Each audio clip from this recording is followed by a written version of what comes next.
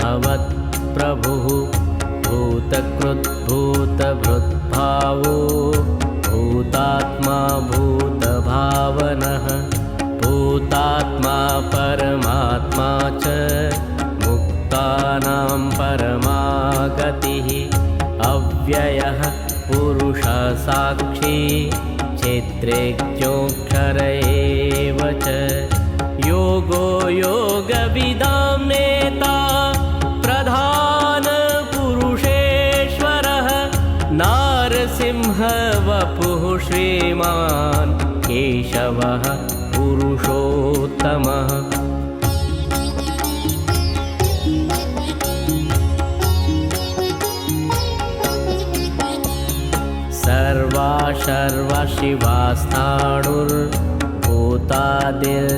सर्वाशिवास्थाणुर्भूतादिर्निधिरव्ययः सम्भवो भावनो भर्ता प्रभव प्रभुरीश्वरः स्वयंभूशम्भुरादित्यः पुष्कराक्षो महास्वनः अनादिनिधनो धाता विधाता धातुरुत्तमः अप्रमेयो ऋषिकेशः पद्मनाभो मरप्रभुः विश्वकर्मा मनुस्त्वष्टा स्थविष्ठः स्थविरो ध्रुवः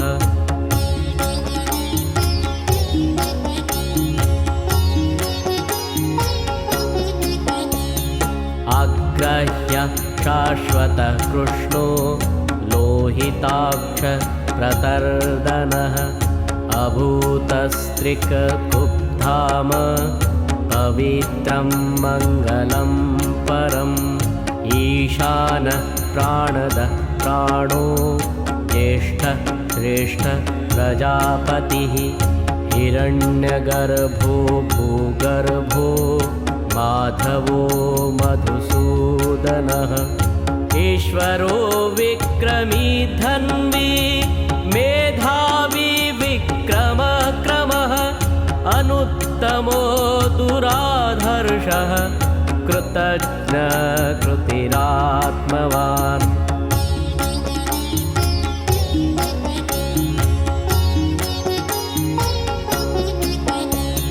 सुरेशः शरणं शर्म विश्वरेतः प्रजाभव अह संवत्सरो व्यालः प्रत्ययः सर्वदर्शनः अजः सर्वेश्वरः सिद्ध सिद्धि सर्वातिरच्युतः वृषाकपि रमेयात्मा सर्वयोगविनिकृतः वसुर्वसु मना सत्या समात्मा संमितः समः अमोघ पुण्डरीकाक्षो वृषकर्मा वृषाकृतिः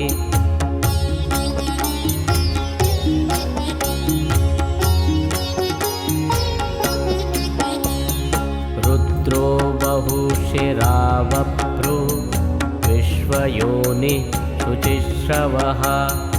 अभृतः शाश्वतः खाणुर्वरारोहो महातपा सर्वगः सर्वविद्भानुर्विश्वक्सेनो जनार्दनः वेदो वेदविदव्यङ्गो वेदाङ्गो वेदवित्कविः लोकाध्यक्षसुराध्यक्षो धर्माध्यक्ष कृताकृतः चतुरात्मा चतुर्व्यूह चतुर्दष्ट्र चतुर्भुजः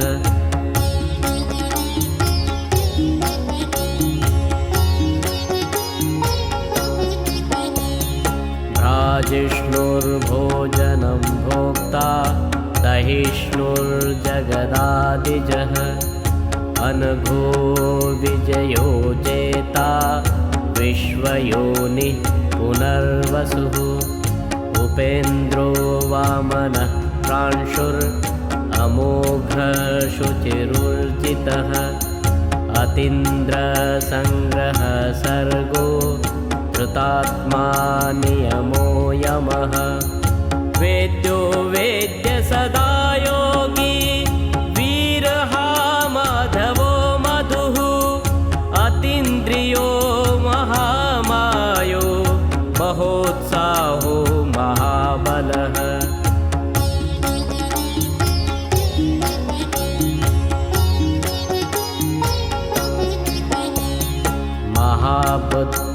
महाबुद्धिर्महावीर्यो महाशक्तिर्महाद्युतिः अनिर्देश्यवपुः श्रीमान् अमेयात्मा महाद्रिधिक् महेश्वासो महीभर्ता श्रीनिवास सतां गतिः अनिरुद्ध सुरानन्दो गोविन्दो गोविदाम्पतिः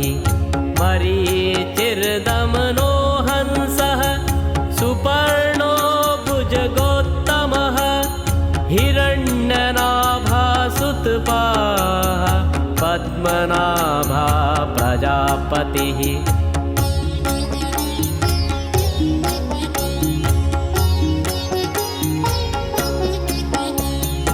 अमृत्युः सर्वदिक्सिंह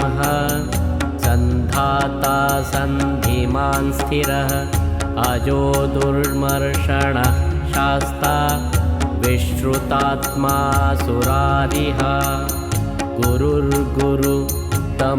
धाम सत्यासत्यपराक्रमः निमिषो निमिषः सग्वी वाचस्पतेरुदारधिः अग्रणीर्ग्रामणी श्रीमान् न्यायो नेता समीरणः सहस्रमूर्धविश्वात्मा सहस्राक्ष सहस्रपात्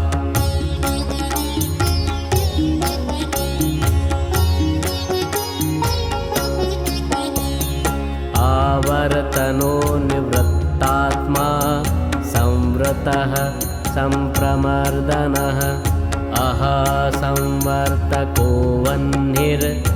अनिलो धरणीधरः सुप्रसादा प्रसन्नात्मा विश्वधृग् विश्वभुग् विभुः सत्कर्ता सत्कृता साधुर् जन्नुर्नारायणो नरः असंख्येयो प्रमेयात्मा विशिष्टाशिष्टकृच्छुचि सिद्धार्था सिद्धसंकल्पा सिद्धिदा सिद्धिसाधना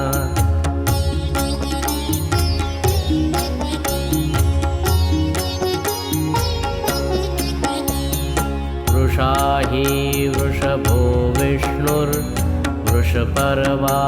वृषोदरः वर्धनो वर्धमानश्च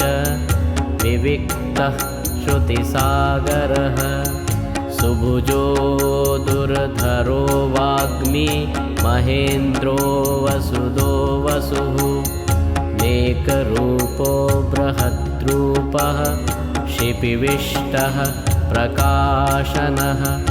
ओजस्तेजोद्युतिधरः प्रकाशात्मा प्रतापनः रिद्धा स्पष्टाक्षरो मन्त्रा चन्द्रांशुर्भास्करद्युतिः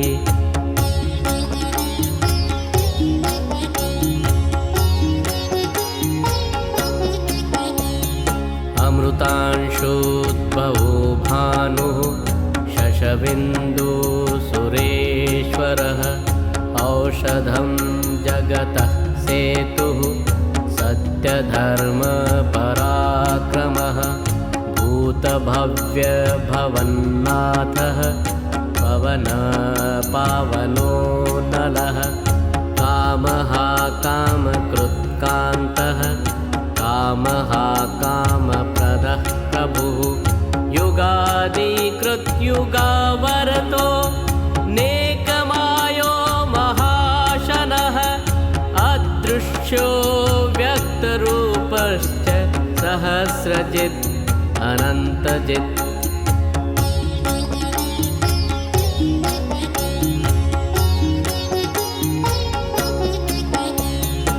इष्टो विशिष्टशिष्टेष्टः शिखण्डी नहुषो वृषः क्रोधः क्रोधकृत्कर्ता विश्वबाहुर्महीधरः अच्युतः प्रतितः प्राणः प्राणदो वासवानुजः अपां निधिरधिष्ठानम् अप्रमत्ता प्रतिष्ठितः स्कन्दधरो धुर्यो वरदो वायुवाहन वासुदेवो बृहद्भानुर् आदिदेव पुरन्दरः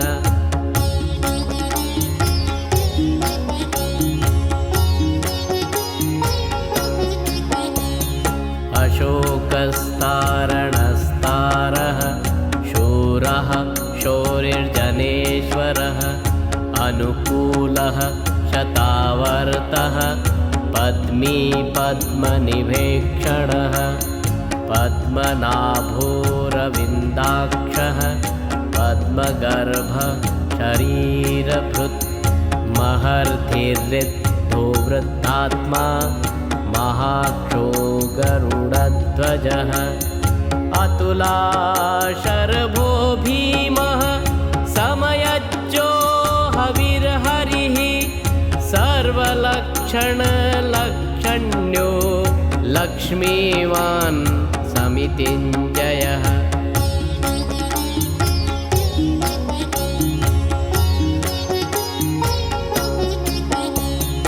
विक्षरो रोहितो मार्गो हेतुर्दामोदरः सः महीधरो महाभागो वेगवानमिताशनः उद्भवक्षोभणो देवः श्रीगर्भः परमेश्वरः हरणं कारणं कर्ता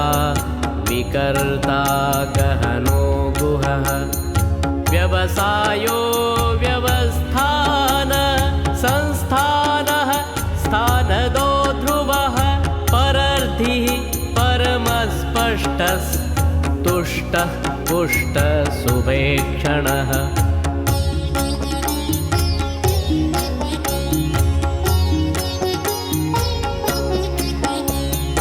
रामो विरामो विरजो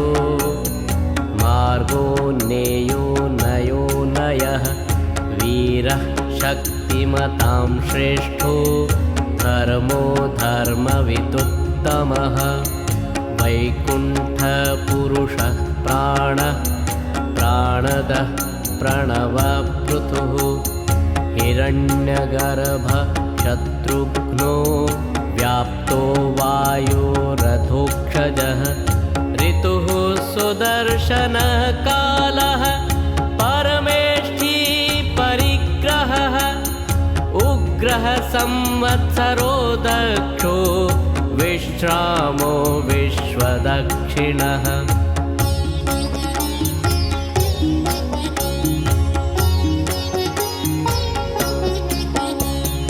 विस्तारः स्थावरस्थाणुः प्रमाणं बीजमव्ययम् अर्थोऽनर्थो महाकोशो महाभोगो महाधनः अनिर्विण्णस्थविष्टोर्भु धर्मयूपो महामखः नक्षत्रनेमिर्नक्षत्री क्षमः क्षामः समीहनः यच्च इज्जो महेज्जश्च क्रतुः सत्रं सतां गतिः सर्वदर्शी विमुक्तात्मा सर्वज्ञो जानमुत्तमम्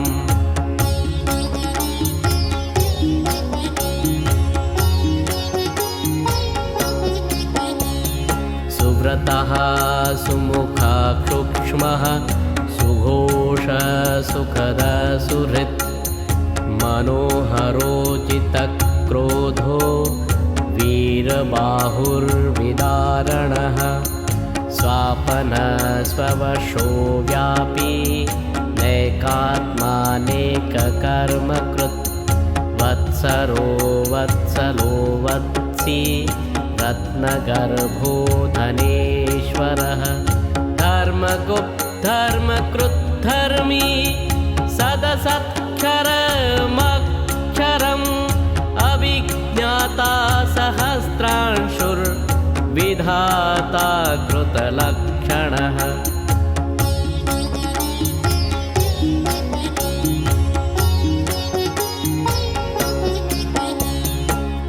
गभस्तिनेमि सत्त्वस्थः सिंहो भूतमहेश्वरः आदिदेवो महादेवो देवेशो देवभृद्गुरुः उत्तरो गोपतिर्गोप्ता ज्ञानगम्यः पुरातनः शरीरभूतभृद्भोक्ता कपीन्द्रो भूरिदक्षिणः सोमपोऽमृतपः सोमः पुरुजितः पुरुषत्तमः विनयो जय सत्यसन्धो दाशारः सात्वतां पतिः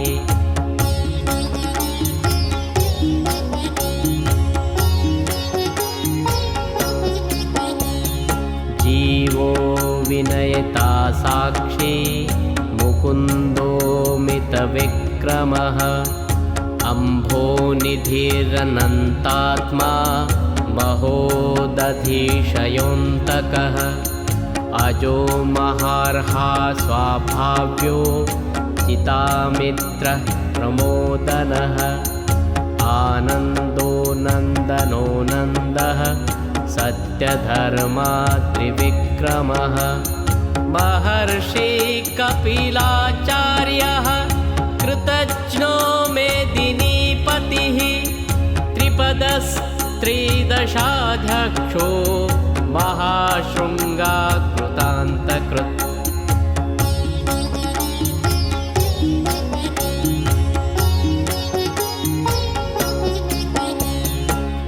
महावराहो गोविन्द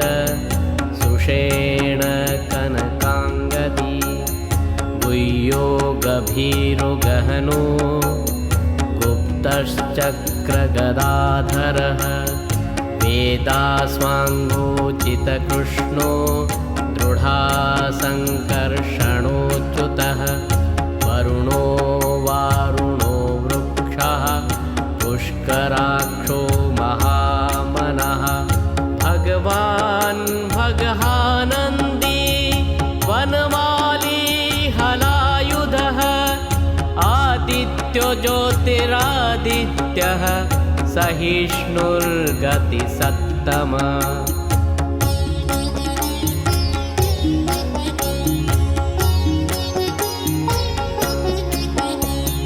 सुधन्वाच खण्डपरशुर्दारुणो द्रविणप्रदः दिविस्पृक्सर्वदृग्व्यासो वाचस्पतेर्योनिजः त्रिसामासामगः सामः निर्वाणं भेषजं भिषक् सन्न्यासकृच्छमशान्तो निष्ठा शान्ति परायणं शुभाङ्गशान्तिदः स्रष्टा कुमुदः कुवलेशया गोहितो गोपति गोप्ता वृषभाक्षो वृषप्रियः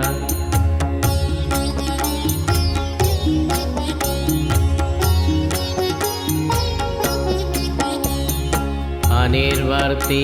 निवृत्तात्मा संक्षेप्ताक्षेमकृच्छिवः श्रीवत्सवक्षा श्रीवासः